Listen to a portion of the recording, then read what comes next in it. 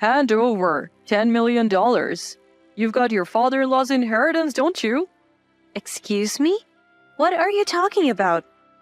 We need it to cover your sister's compensation. One day, my husband dropped this unbelievable bombshell, and to make matters worse, he even canceled our daughter's education savings plan behind my back. That was the last straw. If he wants to play this game, I'll fight back with everything I've got. My name is Opal. I live with my husband Leopold and our middle school daughter Abby. Our family has always been close, and we often have lively conversations. For the past few years, we have been living a fulfilling life despite our busy schedules without any troubles. I lost my mother when I was very young and was raised in a single-parent household by my father. My father, too, passed away from an illness 2 years ago. By the time his illness was discovered, he had only 6 months left to live. That's why it was a huge shock when my father passed away. The only reason I was able to overcome my father's death was thanks to the support of my husband and daughter. Because my father owned several businesses during his lifetime, the inheritance left to me amounted to several tens of millions of dollars. Although I had been working full-time and had a fair amount of savings, the sudden influx of such a large sum of money left me in disarray. When I received the inheritance, I consulted with my husband, keeping the exact amount confidential. What should we do with such a large amount of money? They say having too much money can change people. But it's something your father-in-law left for us, isn't it? Well, yes, but... After all, Abby has high school and college to think about in the future. Shouldn't you just gratefully accept the money, Opal? You're right, I should. After several discussions with my husband, we decided to save my father's inheritance, not as money to be used freely, but as money to be used in a family emergency.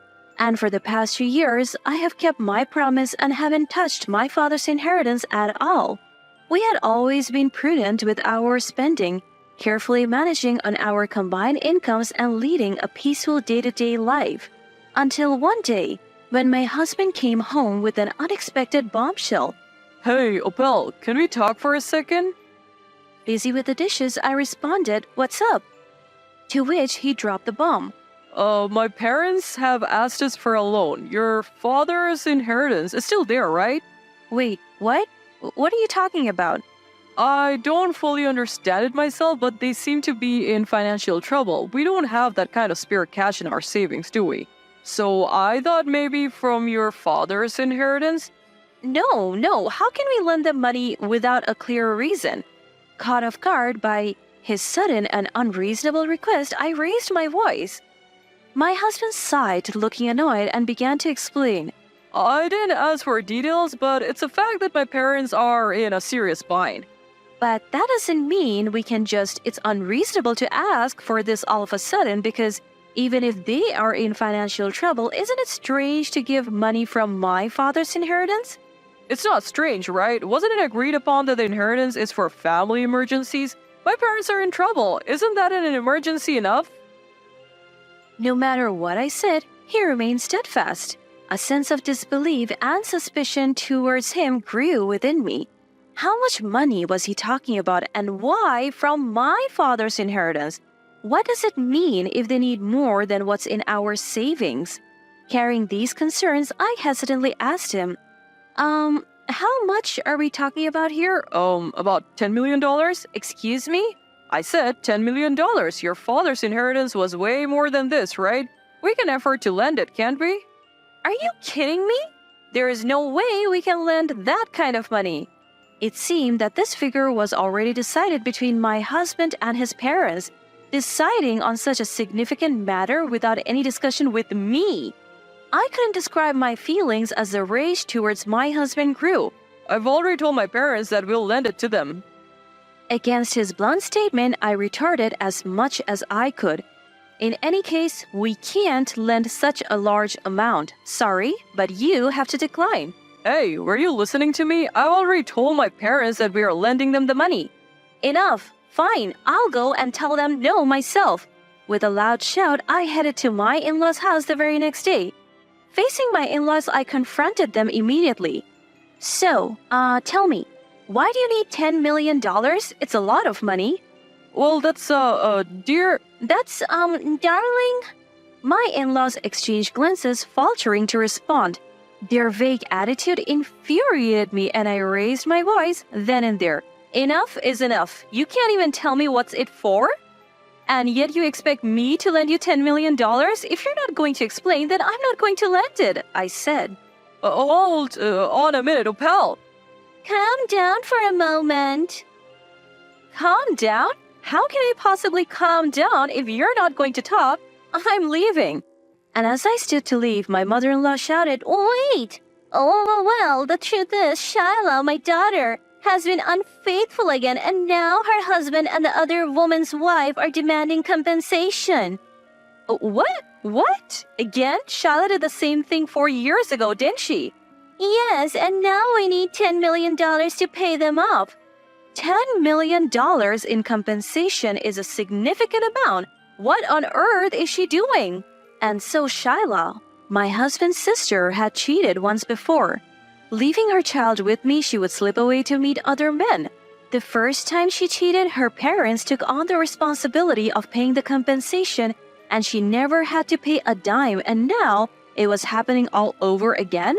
Watching me shake with anger, my mother-in-law awkwardly continued, "Pal, remember how upset you were when Shiloh cheated the first time? That's why you had my husband ask me for $10 million without giving a reason? Yes, would you be able to?" I had thought I was immune to such trouble, but this was the state of my husband's family. Why did my husband and in-law spoil Shiloh so much? It was because of the circumstances of her birth. Unlike with my husband, Shiloh was born via emergency C-section after a difficult labor. After a birth that left her between life and death, and with a long-awaited baby girl in their arms, the parents were overjoyed. With a beloved little sister in their lives, my husband too adored Shiloh. With affection from her brother and parents, Shiloh grew up to be a self-centered monster with barely any moral sense. That night, I confronted my husband about the conversation with his parents, but he was nonchalant. Shiloh can't afford $10 million, neither can mom and dad. You're the only one we can turn to, Opal. You get that, right?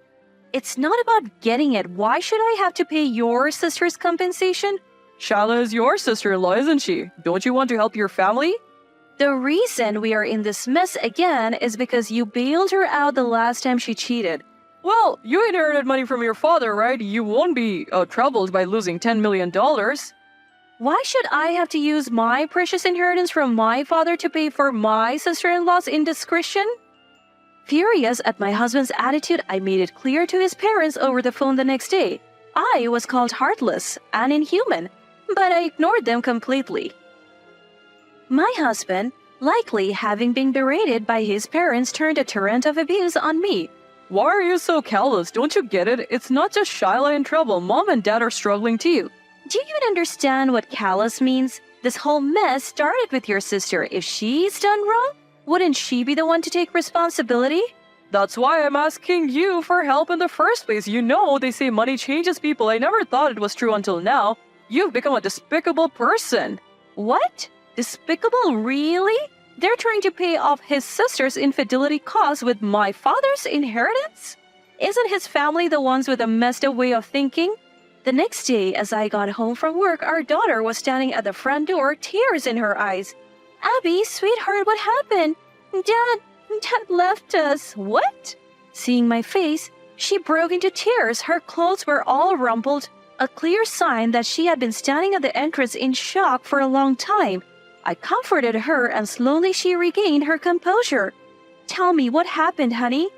"Dad started talking about canceling my education savings plans." "What? He said that?" My husband doesn't know where I keep the bank cards and certificates. So while I was out, he had apparently asked our daughter where they were. She knew that I managed the finances, and asked him why. "Because I'm canceling the education saving plans and insurance," was his reply. "Does Mom know about this? It's not okay to do it without Her knowledge, she lightly warned him, but her caution was met with a fierce backlash. Your aunt is in trouble. Even you are siding with them? If you're so cold-hearted, you're no longer my daughter. Yelling at our daughter, he stormed out of the house. I was shaking with anger. Had he realized that getting money from me was impossible and decided to dip into our daughter's education savings plan? At that moment, I decided I couldn't continue with him. I quickly called my husband. "Where are you right now?" What's up, Apel? He responded arrogantly.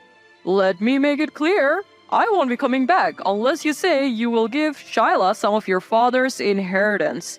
"It's okay if you don't come back. Just do whatever you want," making Abby cry? It's unbelievable. You, your parents, just how much will you pamper your sister? I just tried to cancel the education savings plans. I haven't done it yet, and it's natural to help your own family when they're in trouble. Okay, fine. So as long as you're helping your family, it doesn't matter how your actions affect ours? Well, now I understand. Just do whatever you want. I hung up the phone.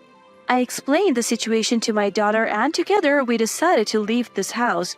While packing up, I was continually wrestling with my own emotions. Could we really just leave? If I got a divorce, it would also be tough on Abby. But would it be worse than staying with a man like him? As if sensing my dilemma, my daughter smiled gently at me and said, "Mom, don't worry about me. In fact, I don't want to be with someone who hurts you. But if we get a divorce, you will also have to..." Changing schools? That's an invaluable experience, and I also despise Dad after today. I can't believe he tried to unilaterally cancel my education savings plans. Abby, thank you. No, thank you, Mom, for putting up with it until now. Come on, let's get ready. My prideful husband, as I thought, wouldn't be coming home for a while. As expected, that meant we could prepare for the move smoothly, and we were able to secure the apartment we had our eyes on quickly. At the same time, I began looking for a divorce lawyer. A few days after the move, my unrepentant husband started to send me persistent emails. My sister really needs it. You have to lend it to her. The education savings plan issue, I didn't really cancel it, right? We are family. Aren't we supposed to help each other in times like these? He didn't show any signs of remorse, and his messages were nothing but self-serving excuses.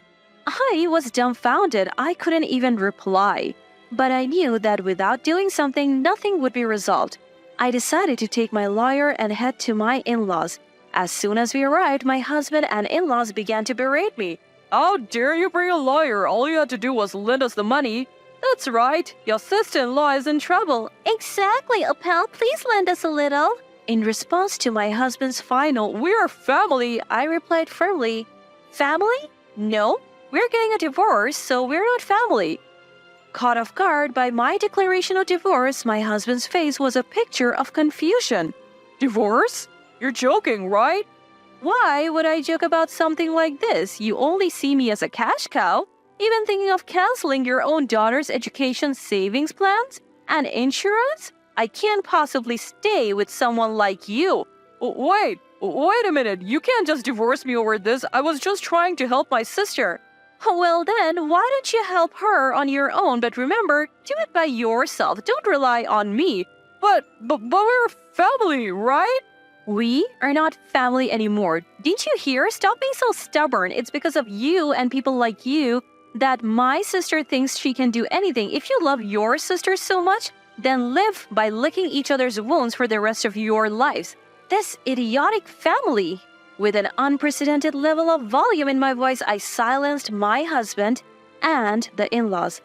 I slammed the divorce papers onto the table and, fueled by anger, left the in-laws' house. Afterwards, with the help of my lawyer, I managed to finalize the divorce. I made sure to request child support from my ex-husband. As for the sister-in-law who caused all this, it seems she's still living her lavish lifestyle. According to my divorced ex-husband and sister-in-law, she's making sure to collect both the compensation and child support payments in full every month. Of course, my sister-in-law couldn't possibly cover all the costs herself. I hear she's working in bars and nightclubs now. Her appearance is ragged and her hair is mottled mess of colors. She can't afford new clothes or even the luxury of dyeing her hair. It seems like she's just scrapping by every month. On top of that, her lover discarded her pretty quickly and now she's relying on her parents' help, living in their house feeling embarrassed. Cheating doesn't just leave you with nothing, it puts you in the negative. I can't fathom why they don't understand that. Really, they're a hopeless family all around. Even months after the divorce, I'm still getting those romantic emails from my ex-husband. I was wrong. I realized that the most important thing to me are Opal and Abby.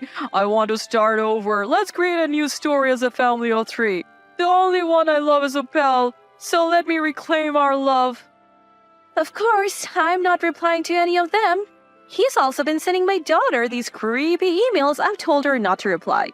I kept his contact info for the child support, but he's so relentless that I'm thinking of having my lawyer handle it from now on. It seems like Abby has adapted to her new school. She talks about her friends enthusiastically every day. Seeing her like this, I can finally relax a bit. From now on, I want Abby and me to combine our strength and enjoy our happy days together.